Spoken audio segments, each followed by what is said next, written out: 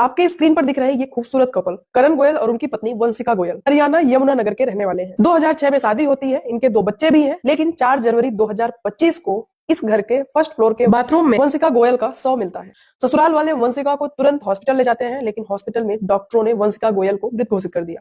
जब ये जानकारी वंशिका गोयल के मायके वालों को मिली तो वो लोग भी हॉस्पिटल में पहुंच जाते हैं, जहां एक तरफ वंशिका गोयल का शव पड़ा हुआ था, वहीं वंशिका गोयल के मायके वाले पूरा बवाल कर देते हैं। ससुराल वालों पर गंभीर आरोप लगाते हैं और बताते हैं कि मेरी बेटी को उनके ससुराल वाले बहुत ही ज्यादा प्रताड़ित करते थे, परेशान करते थे, वो बहुत ही ज्यादा फ्रस्ट्रेट थी। और वंशिका गोयल के पिता ने वंशिका गोयल के पति करण गोयल, ससुर, देवर और सास के खिलाफ एफआईआर दर्ज करवाते हैं। पुलिस इन सभी लोगों को अरेस्ट कर लेती है, लेकिन तभी वंशिका गोयल के दोनों बच्चे मीडिया के सामने आते हैं और वो जो सच बताते हैं वो मायके वालों द्वारा लगाए गए सभी आरोपों पर पानी फेर देता है। दरअसल वंशिका गोयल की बेटी बताती है कि मेरी माँ को कोई परेशान नहीं करता था, हम खुश थे।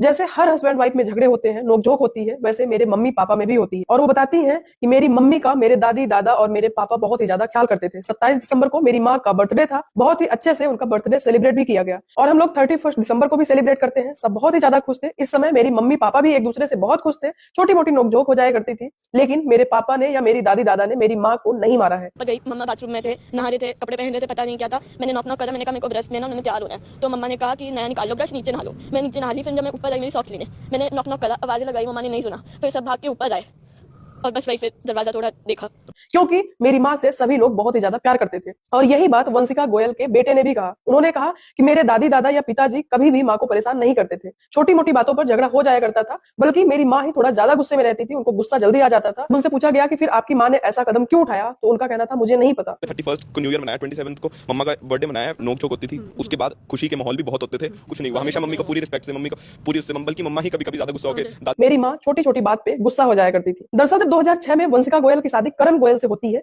तो उसके पहले वंशिका गोयल का नाम रितु जैन था, लेकिन शादी के बाद ससुराल वाले नाम को चेंज करके रितु जैन से वंशिका गोयल कर देते हैं।